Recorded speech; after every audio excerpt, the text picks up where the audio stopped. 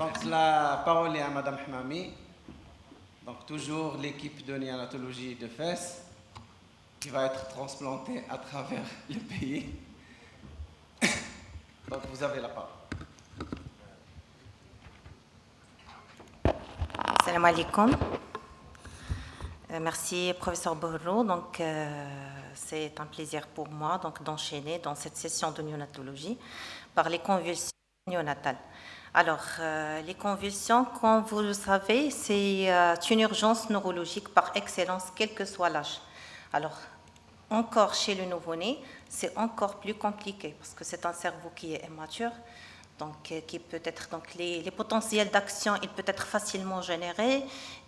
Aussi, c'est un cerveau qui est immature, donc qui est prédisposé à être endommagé. Les étiologies ou bien les agressions externes, elles sont multiples. Aussi, la sémiologie clinique et les frustes, il n'est pas typique comme chez l'enfant ou bien chez le grand enfant. Donc, difficultés aussi diagnostiques. La prise en charge aussi difficile. Donc, beaucoup de difficultés. Alors, donc, comme définition, les convulsions, c'est un phénomène électroclinique paroxystique qui est en rapport avec une activité neuronale anormale, excessive ou synchrone. Donc, une crise électrographique. Et c'est l'essentiel pour le diagnostic, c'est cette crise électrographique. Alors, les symptômes cliniques chez le nouveau-né, ils peuvent exister comme ils peuvent manquer. Alors, lorsqu'il existe, c'est des crises aussi qui peuvent être atypiques, non spécifiques. Donc, les crises chez le nouveau-né, ils peuvent être électrocliniques. La clinique aussi, dans plus de 50%, elle peut être atypique. Et il y a des crises électrographiques seules. Donc, l'intérêt de l'électroencéphalogramme. Donc, les crises électrographiques, surtout, on les voit chez les malades qui sont graves en réanimation, dans un état neurologique qui est grave, et aussi, donc, et comme chef de file, surtout l'asphyxie, l'anoxo-ischémie périnatale, l'asphyxie périnatale, et aussi les nouveau-nés qui ont déjà reçu une dose de charge de Gardinal. Voilà, donc d'où l'intérêt donc, de l'EEG pour faire le diagnostic et pour monitorer ces bébés-là. Alors, le nouveau-né sur le plan épidémiologique, donc, il est à haut risque de convulsion. Donc, on estime l'incidence à 1 à 5 pour 1000 naissances vivantes chez le nouveau-né à terme. Cette incidence est 10 fois plus élevée chez le prématuré. Alors, l'âge de survenue, le 1/3, il survient les premières 24 heures. Le 1/3, donc, c'est la première semaine de vie. Donc, les 2/3, c'est inférieur à 7 jours. Et le 1/3 au-delà de 7 jours. Alors, donc sur le plan sémiologique, comme je viens de dire, c'est un défi aux cliniciens, le diagnostic clinique des convulsions néonatales, parce que, comme j'ai dit, donc, il y a des crises électrocliniques. Alors là, dans 50%, les symptômes peuvent être subtils ou frustes, difficiles à identifier.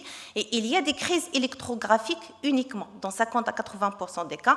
Donc, l'intérêt pour le diagnostic de l'EEG est aussi donc, au cours donc, du monitorage de ces bébés-là, surtout les bébés graves en réanimation.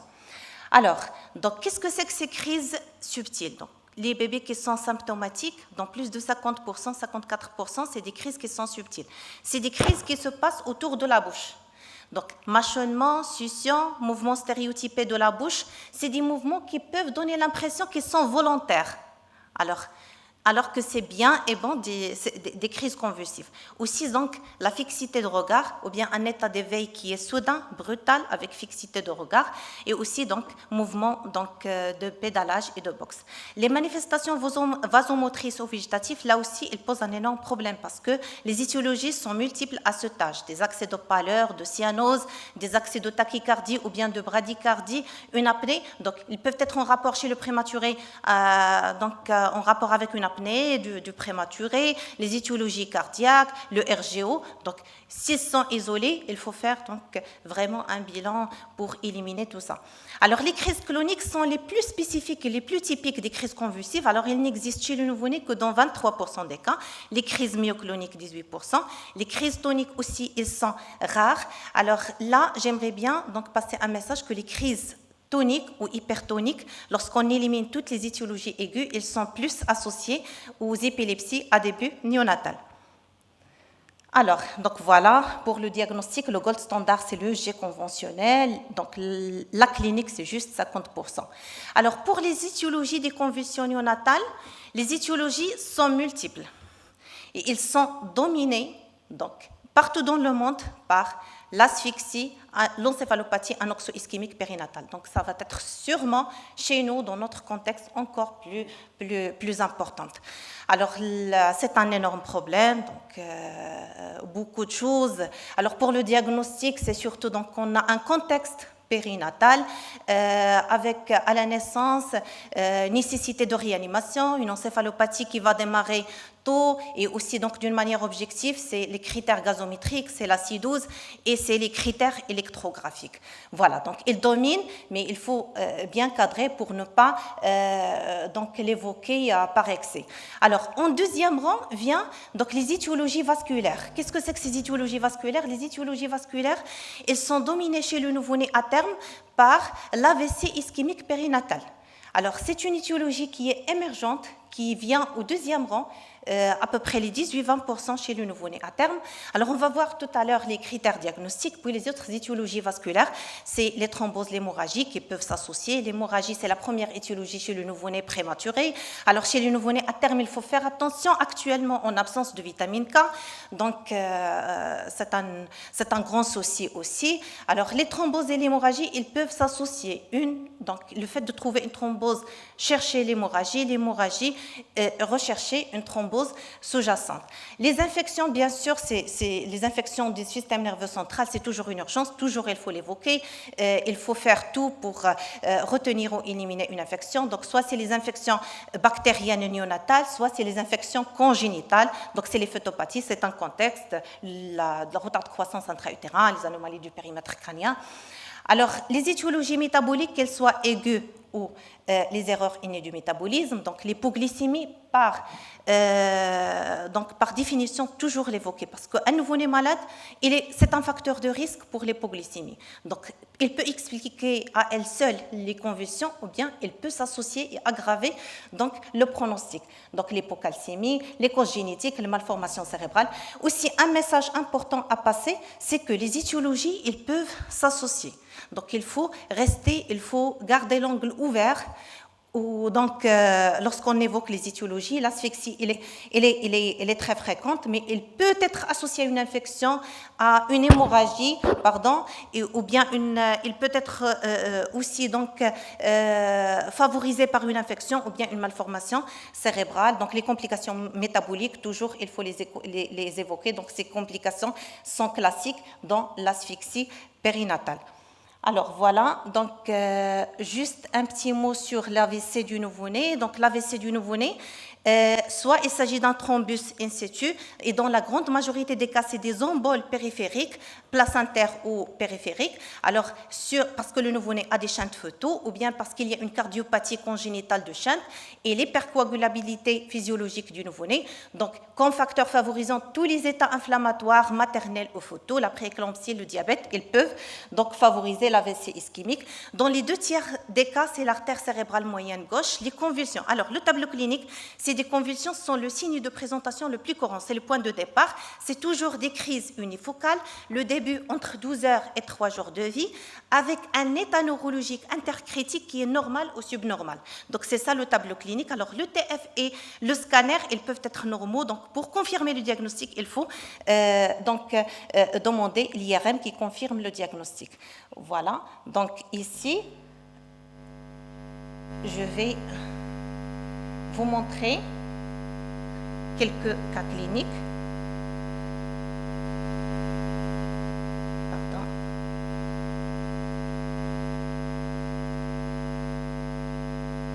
Voilà.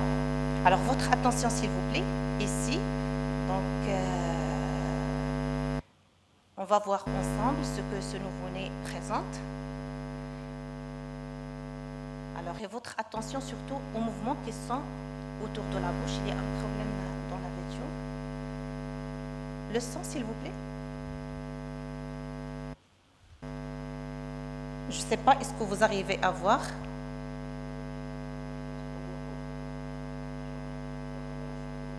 Hein? Voilà. C'est des mouvements, donc c'est mon principal message ici, c'est la sémiologie clinique, de faire attention à ce qui se passe autour de la bouche. Alors, ce n'est pas l'étiologie, ici, c'est des malades qui ont soit des asphyxies, plus ou moins hypoglycémie, hémorragie cérébrale. Donc, mon premier message, c'est ces crises qui sont autour de la bouche. Voilà, c'est des mouvements de succion. Alors c'est un bébé qui est hyper irritable. À un certain moment, il fait aussi donc, des trémulations. Donc c'est bien et bon des crises convulsives.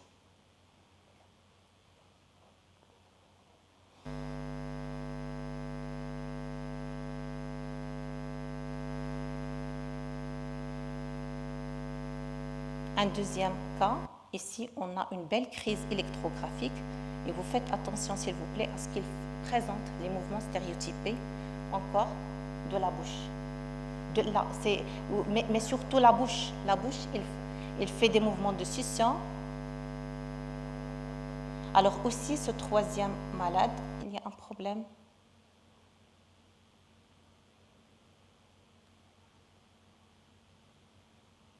Celui-là, je ne sais pas, est-ce que vous arrivez à voir?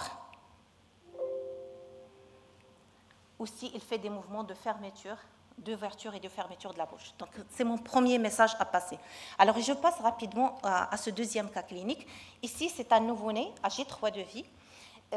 Donc, la grossesse, l'accouchement, la période périnatale était sans particularité. Il a pris ses premiers biberons, puis, vers H24 de vie, il commençait à faire des mouvements. Donc, on va essayer de voir ensemble.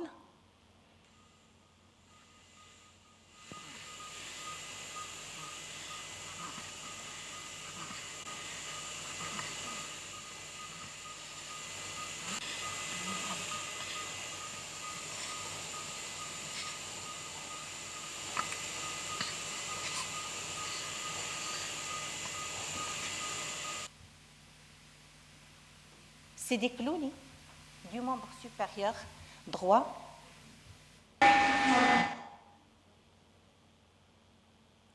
Il y a un problème ici.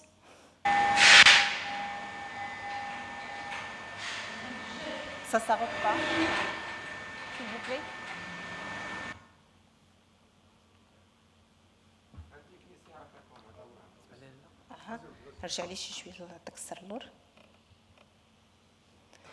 Alors, pour notre malade, c'était des clownies du membre supérieur droit. Initialement, c'était donc l'hémiphase, les yeux. Alors, avec un état intercritique qui était subnormal, mis à part une petite hypotonie ou bien avec la répétition des crises, les tétés qui se sont affaiblis. Mais c'est un examen neurologique qui était plus ou moins rassurant. Alors, voilà. La maman, elle était diabétique. À quoi peut-on penser? Donc, l'hypoglycémie, bien sûr, la glycémie, elle était correcte. Aussi, la surveillance glycémique, elle était correcte. Bien sûr, pour être systématique, donc on évoque tout ce qui est infection, bilan inflammatoire, la ponction lombaire était normale, le TF était normal. Voilà, l'ionogramme, il était correct. Calcémie était correcte, bien sûr. Donc, le bébé de mère diabétique, il peut faire une hypocalcémie. Donc, l'ionogramme, il était correct. Donc, c'est l'AVC ischémique, voilà. C'est le contexte, comme on a vu tout à l'heure. Le TF était normal, aussi le scanner était normal. Donc, lorsqu'on a un tel tableau, c'est l'IRM, et effectivement, qui a permis de retenir le diagnostic chez ce malade. On avait une belle photo d'AVC ischémique de la cérébrale postérieure, chez ce malade. Délai la vidéo directement. Pardon. Alors, voilà.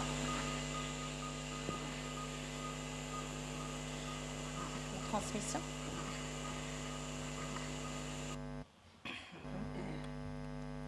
Alors, devant ce diagnostic, on a dit tout à l'heure, le contexte périnatal, on n'est pas obligé de trouver une étiologie particulière. C'est déjà tout état inflammatoire, le diabète maternel, la prééclampsie, c'est des facteurs prédisposants avec l'hypercoagulabilité du contexte néonatal. Mais ça n'empêche, donc devant un tel diagnostic, on fait une échographie cardiaque à la recherche d'une cardiopathie de Shunt. Le bilan de la thrombophilie, protéine C, protéine S, l'antithrombine 3, tout était correct chez ce malade. Donc, c'est un malade qu'on a mis sous traitement anticoagulant, 2-3 mois avec bonne évolution. Alors, le traitement antiépileptique, par règle, chez le nouveau-né, toujours le plus court possible. Dès qu'on arrive à arrêter les crises, donc, on peut arrêter le traitement antiépileptique. Voilà.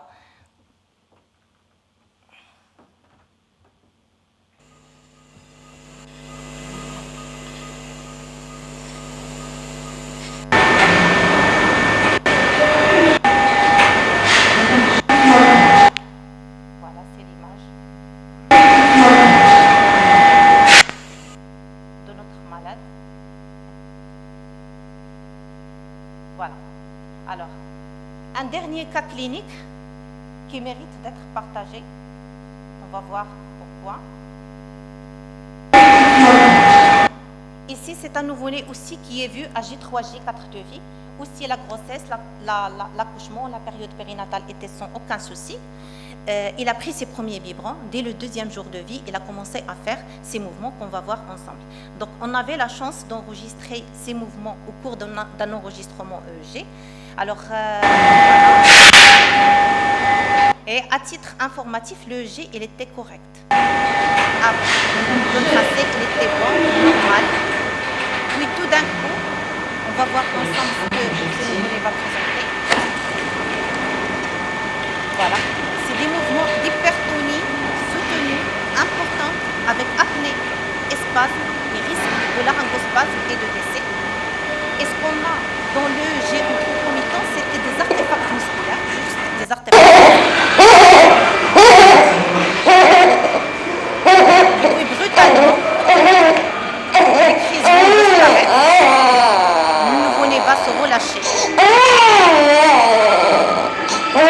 Il va redevenir normal, il va reprendre son état de conscience et le G va redevenir brutalement normal. Chose qui est contre une crise épileptique parce qu'une crise épileptique, avec la répétition, quelle que soit donc l'origine, il va retentir sur le G de fond, sur l'activité de fond.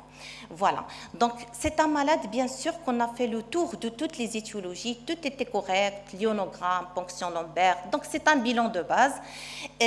On a répété plusieurs donc, G et donc, on a même pensé, donc, on a le droit de penser à un tétanos néonatal, mais il n'avait pas de trismus. L'état neurologique, mis à part les crises, il était normal, il était correctement. Donc, tout ça, il faut évoquer l'hyperekplexia. Donc, c'est un désordre neurologique non épileptique, c'est un problème qui est neuromusculaire, c'est un problème de la neurotransmission, c'est une protéine, c'est une anomalie d'une protéine qui est impliquée dans la neurotransmission, qui peut mimer des crises convulsives. Donc, c'est une observation qui mérite d'être partagée, c'est un désordre, certes qui est rare, mais il suffit de le reconnaître une fois pour l'évoquer donc à chaque fois. Alors le diagnostic clinique, comment peut-on l'évoquer? Il y a certains tests. Donc c'est des bébés qui sont hyperstimulables. Alors on peut stimuler la glabelle du nez, ça entraîne des spasmes, ça peut déclencher la crise sans habituation. Donc un sujet normal, en principe, il peut se sursauter la première fois, puis par la suite on a une sorte d'habituation. C'est chez ces sujets-là, donc il n'y a pas d'habituation. Voilà. Le deuxième test, on peut arrêter les crises par une flexion forcée du tronc et des membres. Ou d'ailleurs, c'est un conseil qu'on donne aux mamans. Alors, voilà. C'était bel et bien une hyperekplexia. Alors, voilà. Le traitement, c'est le clonazepam. L'évolution, elle est bonne. Vers l'âge de 3 mois, ils font disparaître avec un bon développement psychomoteur. Voilà. Alors, je reviens à ma présentation. Juste, donc, je vais terminer par un algorithme. Alors, devant des convulsions néonatales, le diagnostic positif, la clinique, il n'est pas très spécifique, c'est 50%. Donc, le gold standard, c'est le vidéo-EEG. L'AEG, il est moins spécifique, il est moins sensible. Alors, le diagnostic étiologique, donc un minimum d'interrogatoire. Il faut préciser l'âge de début ou d'apparition des crises convulsives, donc l'âge postnatal, l'âge gestationnel prématuré ou à terme, le déroulement de la grossesse, l'accouchement, l'abgar, les signes infectieux, l'état neurologique intercritique, l'état d'hydratation, est-ce qu'il y a une pâleur, les antécédents familiaux, donc d'épilepsie, aussi une prise médicamenteuse de la maman, ça peut être un syndrome de sevrage. Alors, la paraclinique, l'imagerie cérébrale, donc à quel niveau on va s'arrêter, ça dépend de l'étiologie qu'on a retenue, wesh le TF, scanner ou bien on va exiger l'IRM, le bilan infectieux, l'ionogramme sanguin, la ponction lombaire, la gazométrie. Alors pour les étiologies, on a 3 groupes d'étiologies. Un premier groupe qui doit être toujours évoqué, parce que c'est fréquent, parce que c'est grave. Alors, l'hypoglycémie, qu'on a une étiologie apparente ou non, toujours, il faut évoquer, rechercher, traiter, parce que les séquelles neurologiques peuvent être irréversibles. L'encéphalopathie anoxo-ischémique, sans l'évoquer en excès. Alors, les infections du système nerveux central, là aussi. Alors, le deuxième groupe, Comme on a dit, donc l'AVC ischémique, la thrombose, l'hémorragie cérébrale, les malformations cérébrales, l'hypocalcémie, les dysnatrémies. Donc, une fois on a éliminé tout ça, on passe donc au troisième groupe d'étiologies qui sont les épilepsies vitaminosensibles. Donc, il faut donner une vitaminothérapie donc, qui permet de faire le diagnostic si on arrive à juguler les crises. Les syndromes épileptiques à début néonatal, qu'ils soient bénignes ou les épilepsies sévères. Les erreurs innées du métabolisme, quoique les erreurs innées du métabolisme, en général, l'épilepsie ou bien les crises convulsives, c'est un symptôme parmi d'autres. Donc, on a beaucoup d'autres symptômes qui peuvent orienter vers telle ou telle étiologie. Alors, pour le traitement, toujours, donc le traitement de référence de première ligne reste le phénobarbital, c'est le Gardénal, dose de charge, 20 mg par kilo, qu'on peut répéter 2 à 3 fois, et puis par la suite le relais par la dose d'entretien, 3-5 mg kilo, après 24-48 heures. Alors, dès qu'on commence à traiter, surtout chez les malades qui sont en réanimation, on ne peut pas se contenter de la clinique pour juger on a jugulé les crises ou pas, donc c'est l'EEG par la suite, surtout les malades qui sont dans un état neurologique grave. Alors, puis par la suite, si ça ne marche pas, on passe aux thérapeutiques de deuxième ligne. Et toujours dans cette situation-là, il vaut mieux ajouter une vitaminothérapie. Alors, pour la désescalade thérapeutique, aussi, c'est sous surveillance EEG. Donc, si on a 3 jours de non-crise, on peut baisser et arrêter donc rapidement le traitement antiépileptique. Et voilà, je vous remercie. Merci Madame Hmami pour cette présentation très riche en iconographie avec ces vidéos vraiment très expressives. C'est très pratique. Donc la parole est à la salle. Monsieur Khorassani.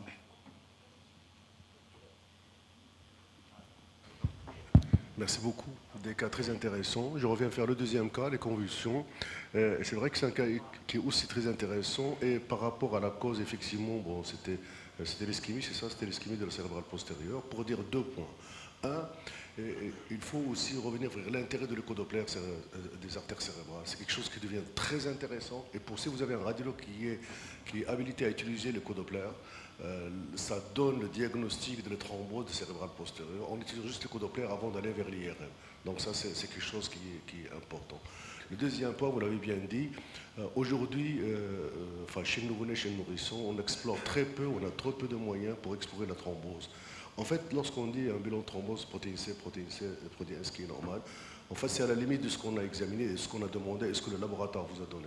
Et en fait, il y a énormément aujourd'hui de protéines, de facteurs, de produits qu'on peut explorer et qu'on ne sait pas encore explorer au Maroc pour expliquer les différentes thromboses qu'on trouve chez le nouveau-né. Aujourd'hui, on commence à en voir beaucoup. Je pense à c'est le Malawi. En P1, on commence la thrombose de la cérébrale postérieure, on commence à en voir pratiquement 1 fois par mois, 1 fois tous les 2 mois. Donc c'est des pathologies qui commencent à revenir, qui commencent à sortir. Et en fait, il faut qu'il y ait... Donc les labos aujourd'hui chez nous au Maroc, aussi bien dans le privé que dans le public, on n'est pas suffisamment équipés pour explorer les thromboses. Mais en fait, il y a... Parce que derrière, pourquoi je le dis derrière? Parce que c'est la sanction thérapeutique. Vous avez traité le patient par des anticoagulants pendant 3 mois, je crois, c'est ça? 3 mois, mais en fait, c'est du fait qu'effectivement, vous n'avez pas eu de paramètres de thrombose derrière, c'est pourquoi la durée était de 3 mois. Auquel cas, c'est un bébé qu'on allait traiter pendant 6 mois, voire même 2 ans, avec les antithrombotiques, parce que ce bébé pourrait récidiver par rapport à la convulsion liée à cette ischémie. Voilà, merci. Monsieur Sqalli. Merci. Dans la situation où on n'a pas toujours facilement l'accès à l'électroencéphalogramme, comment on peut différencier les myoclonies physiologiques du nouveau-né avec les crises convulsives néonatales pathologiques? Alors, effectivement, les myoclonies de sommeil, c'est un diagnostic différentiel, mais en général, c'est au cours du sommeil, c'est des myoclonies qui sont brèves, et puis par la suite, il n'y a rien. Par la suite, au cours d'éveil, l'état neurologique, il est tout à fait normal. Alors, effectivement, mais c'est un diagnostic différentiel. Il faut connaître que le nouveau-né peut faire des myoclonies au cours du sommeil. Donc, voilà. Donc, si on connaît cette entité-là, c'est facile de la retenir et de ne pas évoquer des crises convulsives. Merci. Si je peux donner une remarque pour les services de réanimation néonatale, l'écho-doppler et l'EEG sont indispensables pour la prise en charge du nouveau-né. Normalement, on devrait avoir, comme l'examen clinique, un bilan biologique et le TF avec écho-doppler qui va donner déjà plus de 50% des diagnostics. Et puis, quand on a la possibilité d'avoir un EEG, en même temps on complète le bilan biologique, on fait un EEG pour la surveillance et pour le traitement. Et le fait de calmer les convulsions cliniquement, on ne sait pas si réellement le G il est normal ou non. Il faut contrôler et c'est une façon de gérer correctement les enfants. D'accord, monsieur Hussein, vous avez la parole. Bien, donc j'ai le plaisir d'inviter